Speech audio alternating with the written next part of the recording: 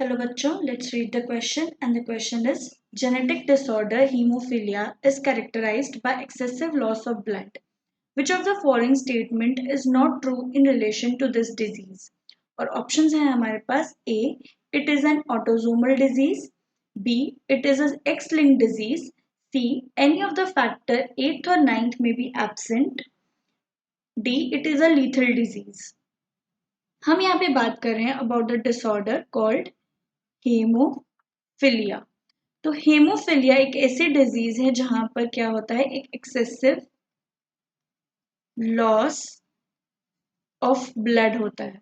तो excessive loss of blood क्यों होगा? क्योंकि एक स्पेशल या एक नॉर्मल प्रोटीन जो होता है एक ह्यूमन में, that is anti haemophilic globulin, जिसको हम AHG प्रोटीन भी कहते हैं, वो बनना क्या हो जाता है, बंद हो जाता है। वो एक ह्यूमन बीइंग क्या होगा, इनकेपेबल हो जाएगा ये टाइप ऑफ प्रोटीन को प्रोड्यूस करने में। दैट्स वाई एक एक्सेसिव लॉस ऑफ ब्लड होता है जिसको हम बोलते हैं अनकंट्रोलेबल फ्लो ऑफ ब्लड या नॉट एबल टू क्लॉट या कोगुलेट, जिसकी वजह से ब्लड क्या होगा, क्लॉट या कोगुलेट होना बंद हो जाएगा, अनकंट्रोलेबल फ्लो होगा ब्लड का या एक्सेसिव लॉस होगा ब्लड का। अगर हम इसके जेनेटिक्स को देखें तो हीमोफीलिया क्या है, एक सेक्स लिंक्ड डिजीज है।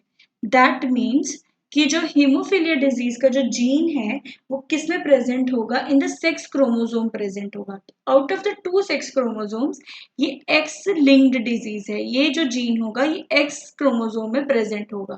तो this is a x linked disease. And x linked में अगर हम इसके टाइप्स देखें तो it is a recessive disorder.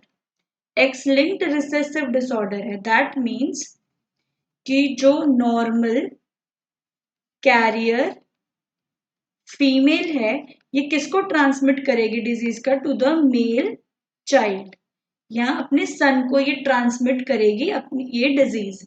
So it is a sex linked recessive disorder. अब अगर हम बात करें कि हीमोफीलिया के टाइप्स की, तो हीमोफीलिया के 2 टाइप्स होते हैं, that is haemophilia A and haemophilia B. Haemophilia A का मतलब क्या होता है कि जिसमें हमारे पास प्रोटीन फैक्टर 8 एब्सेंट होगा। दैट इज प्रोटीन फैक्टर 8 किस चीज को डेवलप, किस चीज को प्रोड्यूस करेगा, that is anti haemophilic globulin. तो उसकी वजह से क्या होगा हमारे पास, उसकी वजह से हमारे पास हीमोफिलिया ए होगा, दैट इज मोर सेवियर। तो किसकी वजह से होगा, that is absence of protein factor 8। अगर हम बात करें हीमोफीलिया बी की, तो ये किस प्रोटीन फैक्टर के एब्सेंस में होगा, प्रोटीन फैक्टर 9 के एब्सेंस में। और इस हीमोफीलिया बी को हम क्रिसमस डिजीज भी कहते हैं।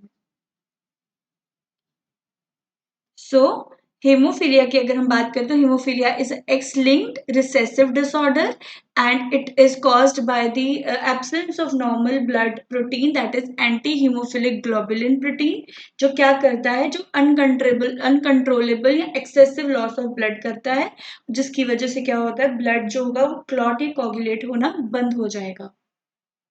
अब अगर हम बात करें कि अगर हम हमारे बॉडी से या हीमोफिलिक पर्सन से अनकंट्रोलेबल ब्लड लॉस हो रहा है, तो it in some times it can also be lethal या फेटल। सो अगर हम इस ऑप्शंस की बात करें तो फर्स्ट ऑप्शन है हमारे पास, it is an autosomal disease. It is not an autosomal disease, it is a sex linked disease. तो ये क्या है, स्टेटमेंट फॉल्स स्टेटमेंट है। B is it is X linked disease, तो ये भी एक स्टेटमेंट ट्रू है क्योंकि it is a sex linked disease, और सेक्स लिंक की अगर हम बात करें तो एक्स क्रोमोसोम से लिंक्ड डिजीज है।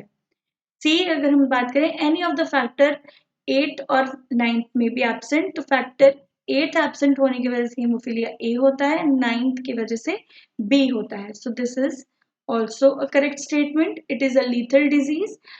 अगर हम बात करें कि एक्सेसिव लॉस ऑफ ब्लड हो रहा है किसी ह्यूमन बॉडी से, तो it in sometimes it also cause lethality और फर्टैलिटी। तो ये क्या होता है, ये भी एक करेक्ट स्टेटमेंट है. So the incorrect option is a, that is it is an autosomal disease. All the best.